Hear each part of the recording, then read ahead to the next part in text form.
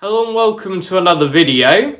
In today's video, we've recently got back from a steam rally that we went to with a few of our tractors, and we have them all lined up here in the workshop.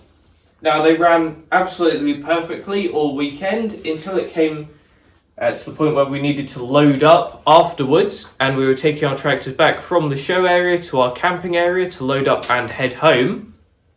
And we went to try and start our Cub Cadet original, and this happened.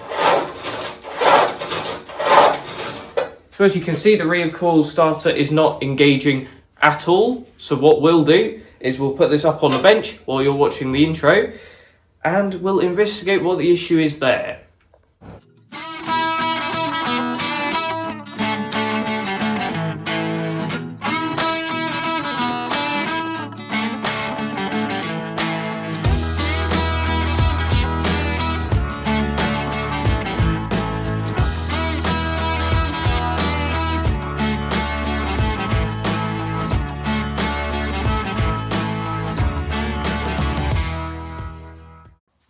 So the tractor is on the bench now, and it wasn't too long ago that we actually fitted the new starter cup on there, which we got from America, which that starter cup came off an electric start tractor, meaning the inside of it has absolutely no wear on it whatsoever. In fact, it's actually got original Cub paint on it, which means that isn't the issue. The issue kind of has to be on this recoil part where it's got the three prongs that kind of extend when you give this a pull, although clearly they're not doing so at the moment. So we need to investigate that by taking this off, which means removing all of these nuts, which that's not how it would have originally been, but a previous owner's kind of welded these studs on here, which are M6, I believe, 10mm socket. So we'll just go around undoing all of these, and we'll have to find out whether you can actually take this off with the engine and everything still in place, or whether we're going to have to release that. I honestly can't remember. So we'll find out once we've done all of these. We've got all of the nuts off of here now, and if I give this a pull, you can see that that is actually engaging now. So clearly the starter pawls are either not coming out far enough or badly worn, or a combination of both of those, for this to be inconsistent. But we're going to take it off anyway. We're not just going to bolt it back up and hope that works, because we have another show that we're taking this to and we want this to be reliable. Let's see if we can get this off. Okay, that was way easier than I remembered that. And you can actually see these are covered in that original Cub Cadet paint from inside the starter cup. And you can see how the mechanism works here. If I give this a pull, you can see one side of the starter pawls sticks out, and that is what engages with starter cup. Now, we have had this apart and oiled it and everything before, so I optimistically might suggest that maybe some of this paint is kind of gumming up that whole mechanism. Either way, we'll probably be taking this apart to investigate.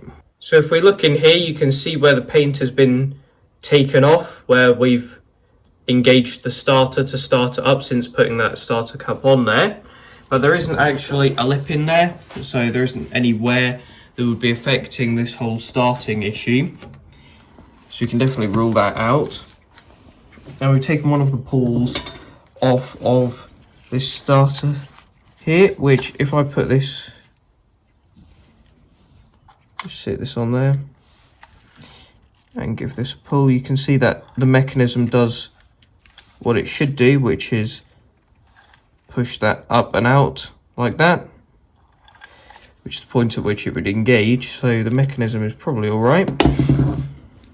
Now, if we look at points of wear on here, get a pointer here, you can see this surface here, there's kind of the pushing surface against the pawl is actually worn down, which I'm not sure how well that'll show on camera, but it is visibly smaller than the other side, where that's been worn down. And also on the pull itself, you can see a slight kind of rounding of this edge. I'm not sure if that's actually going to come up on camera at all. And you can see it also on this side, which suggests that someone in the past has actually switched this around to try to kind of close up any wear or anything before, considering that only one side is in contact at once. So someone must have switched those around for them to both be worn. Now those pulls have a part number of KH220618 and they're no longer available. So it's not like we can order any replacements of those. We do have two other starters, both of which aren't in great condition. So I think what we're going to do is probably take these apart and try and find a pair of pulls that look like they have an edge that hasn't been used before, if possible, and try to switch those on here, and then we have effectively the best possible setup we can get, considering the fact that obviously you can't get these replacement pulls and we don't have TIG welding equipment at all to kind of build this up to what it should be. So we have put this starter back together now, and we've done a few things which haven't really been videoable because the second you start taking these bits off, there isn't really room for the camera in there. It's all quite fiddly. But effectively what we've done is we've switched onto this starter the pulls from this starter here, which there's a couple of ways of taking the pulls off. They've got these kind of retainer things there, which you have to kind of push back and take off with the springs, and then you can lift those off. That's easy enough on this one here because you've got this kind of cut out. But on the ones where you've got this solid ring on the other side, it can actually be easier to take this clip off, take the washer off, and then you can take the whole mechanism, the pulls and the cam bit off as one, and then kind of separate them off from there. So that's how you take those off. What we've done is we've taken both of the pulls off of this starter, and they both had one side that hadn't been used before. So that's the side that we've put as the activating side, as it were. So the side that sticks out when you give that a pull. And we actually found on this starter there was the whole mechanism bit was actually quite loose underneath the washer. There seemed to be quite a bit of gap there. So what we did was we put a little copper washer underneath this big washer to try to kind of close that up a bit, just in case that was allowing for any kind of movement that was inhibiting the action of the mechanism when it comes to actually activating with the starter cup. But if I give that a pull, that works nice and smoothly. It's a very small amount you have to pull it before it actually gets to maximum kind of displacement, as it were. So I think that's pretty much as we can do on this starter before actually giving it a go. That's all we can do now, is see whether this is actually done enough. So if I try and line this up, you have to put this in pretty flat for it to actually go in,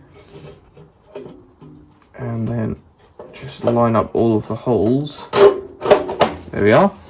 That was actually a lot easier than I thought it was going to be, because that can be quite difficult to get them to all line up. If I just hold this in place, you can see that is activating nice and quickly. That was activating, I think, quicker than it was doing before. And you can see that's actually activating at the same distance every time, unlike before where it was kind of unpredictable. So I think all that's left to do is put the nuts on these threaded studs again, and then just double check that this still activates, because in the past when we had the old starter cup, we kind of positioned this starter at an angle where it engaged with the starter cup more. So seeing as we know there are positions where it engages more or less with the starter cup, we just need to bolt this up and make sure that wherever we bolt it up is a position where that still engages properly and doesn't slip like before. So we've tightened up the starter fully now, and if I just give this a pull, see it's engaging way sooner than it was before. Turns over the engine just fine. Very high compression on this, which is something we've noticed. You can actually feel the plastic bending slightly because of how high the compression is. We might want to put a bigger end on that, because I felt that when we were starting at the show, that the plastic bends before it turns the engine over. And actually, speaking of that, if you compare that to this, which I assume is the standard end, because it's on both of those starters, that is actually a bit more substantial than the one we've got on there. So we may want to switch that end at some point, but we've got ends about, and I'm sure we could find a new one as well that's a bit more substantial than that. But otherwise, for now, I think we have to call that good. Obviously, we're going to do plenty more testing of this starter before we come to our next show, which is Rural Pastimes in August. I believe it's the 8th and 9th of August, so if you're in the East Sussex area, it's a show I'd highly recommend, and we'll be there with our tractors again. And speaking of show preparations, we'll talk about the show, or the tractor that was a complete pain in the backside to get ready for Bloxham, which is our Ride-a-matic. So we had set aside the week leading up to Bloxham for kind of show preparations of our tractors, and the 1962 Ride-a-matic was easy. That always just goes. Just needed to clean that up a bit, so we spent a little bit of time cleaning that, and that was there. We pulled the Cub out of storage and that started straight up. So besides cleaning, this was perfect as well. I took that on about a half-hour run after pulling it out of storage and it ran perfectly.